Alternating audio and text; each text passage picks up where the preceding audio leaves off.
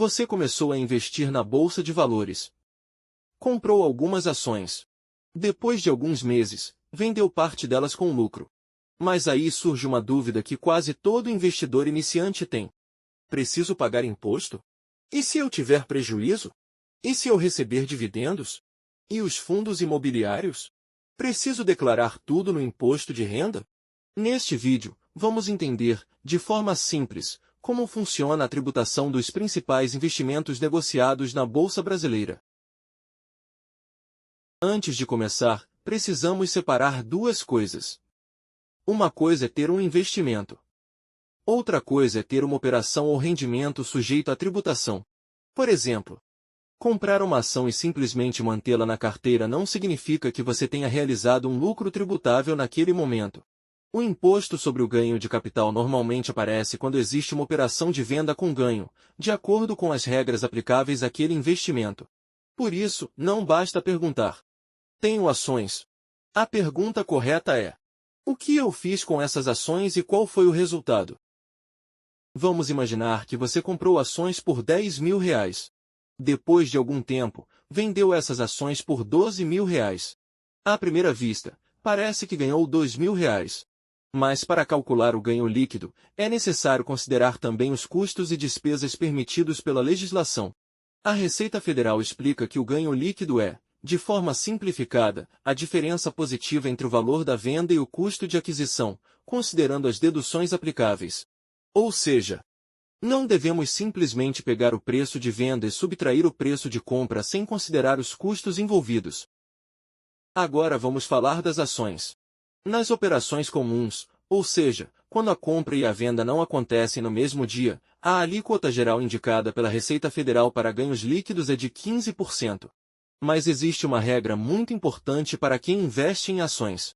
Existe uma isenção para ganhos líquidos em operações com ações quando o total das vendas de ações realizadas no mês não ultrapassa R$20.000, observadas as condições da legislação. E atenção! O limite considera o valor das vendas, e não o lucro. Essa é uma das informações que mais confunde quem está começando. Imagine que você comprou ações por R$8.000. Depois vendeu essas ações por R$15.000. Você teve um lucro de R$7.000. Como o total das vendas no mês ficou abaixo de R$20.000, essa operação pode se enquadrar na isenção prevista para ações, desde que todos os requisitos sejam atendidos. Agora imagine outro cenário. Você vendeu R$25.000 em ações durante o mês. Mesmo que seu lucro tenha sido pequeno, você não pode simplesmente aplicar a mesma isenção dos R$20.000. Por isso, é muito importante acompanhar quanto você vendeu durante cada mês. Agora chegamos a uma modalidade com regras diferentes. O Day Trade. Day Trade é, de forma simplificada, uma operação iniciada e encerrada no mesmo dia de negociação. Nesse caso, a alíquota indicada pela Receita Federal é de 20% sobre o ganho líquido. E existe uma diferença fundamental. A isenção mensal de R$20.000 das ações não se aplica ao Day Trade. Por isso, quem realiza operações desse tipo precisa ter um cuidado especial com o controle das operações e da tributação. Talvez você já tenha visto uma pequena cobrança de imposto aparecer na sua nota de corretagem. Isso acontece porque existe o chamado Imposto de Renda Retido na Fonte, conhecido como IRRF. Nas operações comuns, a Receita informa a retenção de 0,005% sobre o valor da venda, funcionando como uma antecipação do imposto. No Day Trade, a retenção na fonte indicada é de 1% sobre o resultado líquido da operação, também podendo ser utilizada para compensar o imposto devido. Isso não significa que esse pequeno valor seja necessariamente o imposto final. Ele pode ser considerado no cálculo do imposto devido. Agora vem uma informação muito importante. E se você vender uma ação com prejuízo? Imagine. Você comprou por R$10.000. Depois vendeu por R$8.000. Nesse caso, você não teve lucro. Você teve uma perda de R$2.000. Dependendo da modalidade das regras aplicáveis, prejuízos podem ser utilizados para compensar ganhos futuros. A Receita Federal prevê o controle e a compensação de prejuízos em determinadas operações de renda variável.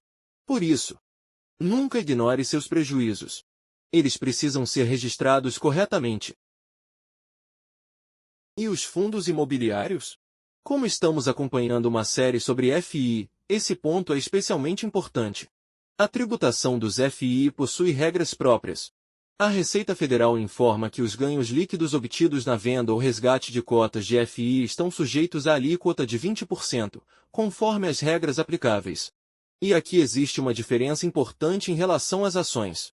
Aquela conhecida isenção de R$ 20.000 nas vendas mensais de ações não deve ser aplicada automaticamente aos FII.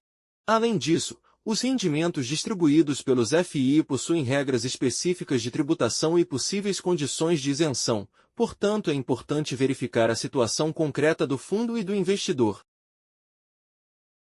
Agora vamos falar de uma das formas mais conhecidas de remuneração do acionista: os dividendos. Aqui é importante ter cuidado porque as regras tributárias podem mudar. A partir de 2026, existem novas regras para determinadas distribuições de lucros e dividendos de empresas brasileiras, especialmente em valores elevados. A Receita Federal informa que, quando uma mesma pessoa física residente recebe mais de R$ 50.000 em lucros ou dividendos de uma mesma pessoa jurídica no mesmo mês, pode haver retenção de imposto de renda na fonte de 10% sobre o valor total do pagamento, conforme as regras introduzidas pela legislação de 2025. Por isso, não é correto simplesmente dizer: dividendos são sempre isentos. As regras atuais precisam ser verificadas de acordo com o valor, período e situação do investidor. Outro rendimento que o investidor pode encontrar é o chamado juros sobre capital próprio, ou JCP. Diferentemente dos dividendos, o JCP possui tratamento tributário próprio e normalmente envolve retenção de imposto de renda na fonte. Por isso, quando você receber JCP, não deve tratá-lo exatamente da mesma maneira que um dividendo.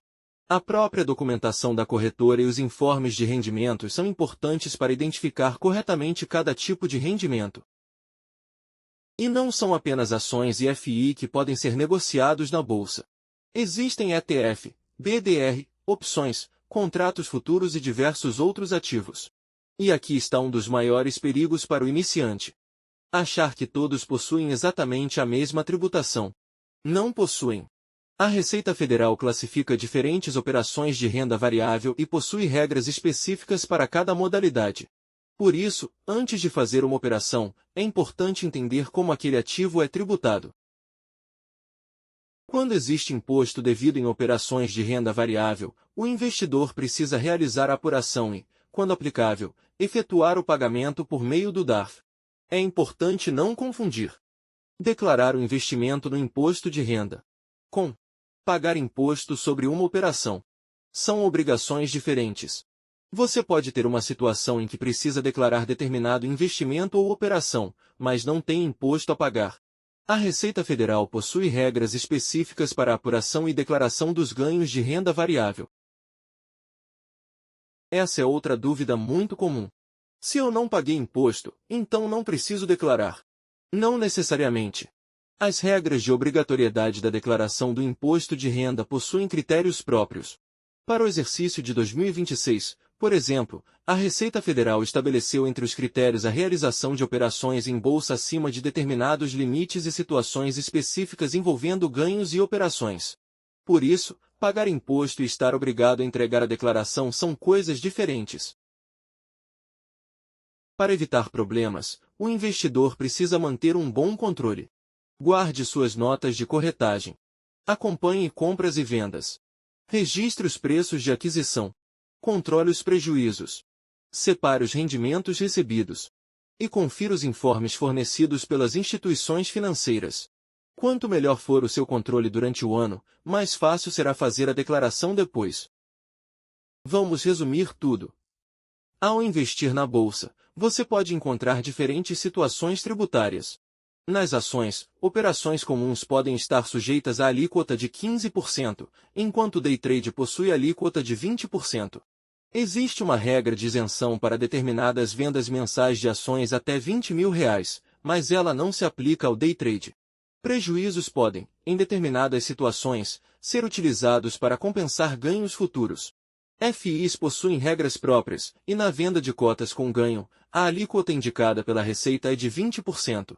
E, principalmente, Declarar um investimento não significa necessariamente que você terá imposto a pagar. Se existe uma coisa que você deve levar deste vídeo é: não deixe a parte tributária para a última hora.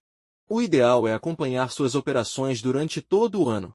Porque quando chegar a época da declaração, você não vai precisar tentar descobrir o que aconteceu meses atrás. Você já terá tudo organizado. Agora você já conhece os principais conceitos relacionados aos impostos dos investimentos em bolsa. Mas ainda existe uma pergunta importante. Como fazer o cálculo do imposto quando você vende uma ação com lucro?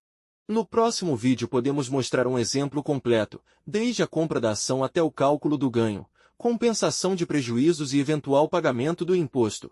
Se você está começando a investir, inscreva-se no canal e acompanhe a nossa série de finanças para iniciantes. Até o próximo vídeo!